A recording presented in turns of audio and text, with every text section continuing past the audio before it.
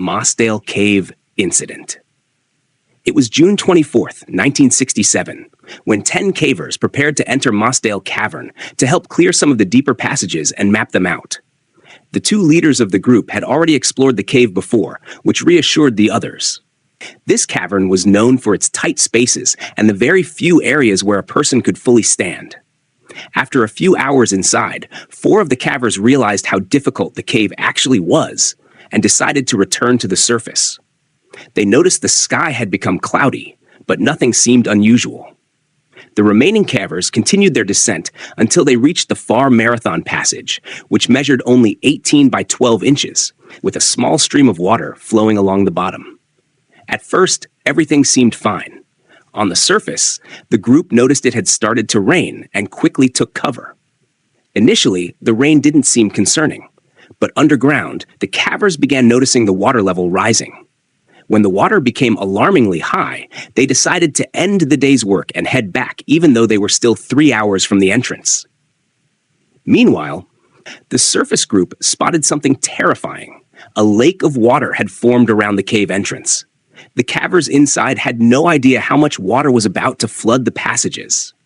The surface team ran to get help, while those underground frantically tried to reach higher chambers. But the water kept rising, pressing against their faces. Rescuers and hundreds of volunteers worked tirelessly, pumping water out of the cave and pumping oxygen inside, hoping the cavers had found a safe chamber. Unfortunately, every one of them drowned. Shaft Sinkhole tragedy. It was May 28, 1973, when a group of 9 diving experts planned a dive at Mount Gambier's Shaft Sinkhole. This sinkhole had a unique feature. A tiny opening led to a cave with a lake 20 feet below. From this opening, a beam of light shone into the cave and onto the lake, helping divers with orientation. This guiding beam was visible throughout most of the cave, unless divers ventured too deep into one of the 2 side branches. At the beginning, everyone agreed to stay within a maximum depth of 200 feet. This would keep them in the main chamber where the guiding light was still visible. That was the plan. On the second day, however, 4 divers decided to explore the western section of the cave, aiming for a depth of 250 feet, a new record. This was much deeper than originally intended and extremely risky. In 1973, divers still used regular air cylinders instead of mixed gas tanks. That meant they were especially vulnerable to nitrogen narcosis, a dangerous condition caused by increased pressure that produces a drunken-like state. It's important to note that these divers were not very experienced in cave diving. They were more accustomed to standard open-water scuba diving, which made their decision even more hazardous. As they descended into the western section, one diver quickly realized nitrogen narcosis was setting in. He immediately turned back, and several others followed him to the surface. But 4 divers pressed on, determined to set the record and take a quick look before resurfacing. After a few minutes, the group at the surface grew worried. The divers below were running out of air. Some went back into the cave to search, and soon discovered a flashlight and a camera lying on the bottom, but no sign of the missing divers. There was another problem: silt. The movements of the divers had stirred up long-settled silt into a massive cloud. Visibility dropped to less than an arm's length, erasing any chance of orientation. With no visibility, oxygen running dangerously low, and nitrogen narcosis taking hold, the 4 divers drowned. Jacob's Well tragedy. On November 23, 1983, 2 students from Texas State University, Richard and Clark, prepared to enter Jacob's Well, an underwater hole that leads into a dangerous cave system. At first glance, the hole looks shallow, only about 25 feet deep, and many visitors attempt to touch the bottom before resurfacing. But this is a deadly illusion. The well actually connects to an underwater cave with 3 chambers. The first 2 chambers are relatively open and easy to pass through. But the 3rd chamber has a narrow squeeze that leads into a small room about 10 feet tall. At the farthest edge of this room, there is a tiny tunnel only 2 feet in diameter. 2 years earlier, divers who passed through that tunnel were trapped when a rock slide filled with gravel blocked the way, and both lost their lives. Richard and Clark were fairly experienced in open water diving, but not in cave diving. They were working toward instructor certification and had heard chilling stories from their own instructor, Don. a highly skilled diver who had recovered those two bodies.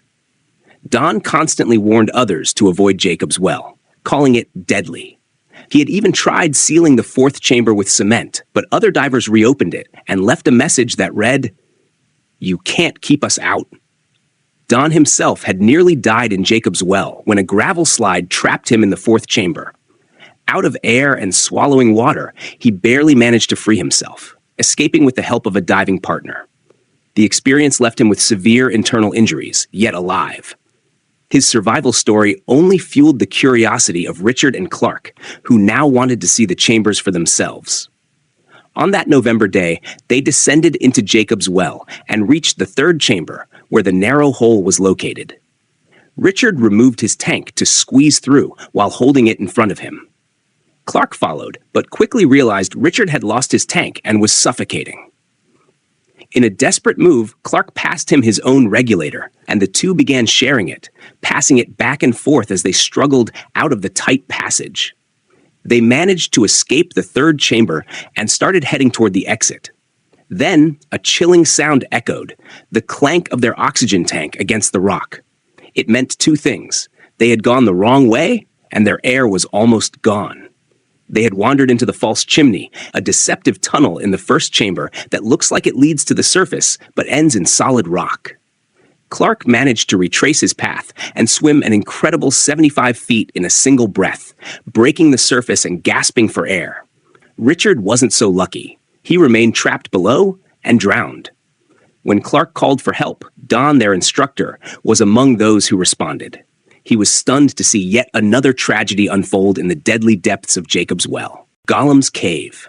It was August 18th, 2005, when a group of 5 friends decided to explore Gollum's Cave, also known as the Cave of Death because of its extreme danger. They arrived at the entrance around 3 a.m. One of the friends chose to wait outside while the other 4 went in. Their first challenge came almost immediately. To get inside, they had to crawl through a small pool of water. After that, they faced a fork in the passage. Choosing the left path, they reached another pool of water. At first, it seemed harmless, but it actually concealed an underwater tunnel leading deeper into the cave. The tunnel was extremely tight, only 3 to 4 feet in diameter, and required complete submersion. Each person had to swim through one at a time, about 15 feet, to reach the other side. One by one, they went through and discovered a cramped section with only about 3 feet of airspace above the water. Meanwhile, the friend outside noticed there were no sounds or lights coming from the cave. Growing worried, he went inside, but still saw nothing. Unsure what to do, he first called friends experienced in caving, then contacted the police. Inside the cave, the 4 who had gone in likely realized that the small air pocket they had reached contained what cavers call bad air. This means there was too much carbon dioxide and not enough oxygen. Bad air makes it difficult to think, move, or breathe properly, and it made the return swim through the narrow tunnel extremely risky. They tried to make it back out, one at a time. But the first person who attempted the swim could not find the exit hole before running out of breath. The buildup of carbon dioxide had reduced her ability to think clearly and hold her breath. Within less than a minute, the second person tried to help, but he also became trapped. One after another, all of them got stuck in the tunnel. When police arrived, they attempted to pump oxygen inside and water out while family and friends waited anxiously at the entrance. But it was too late. The bodies of the 4 friends were later recovered, and Gollum's Cave was eventually sealed with cement to prevent future tragedies.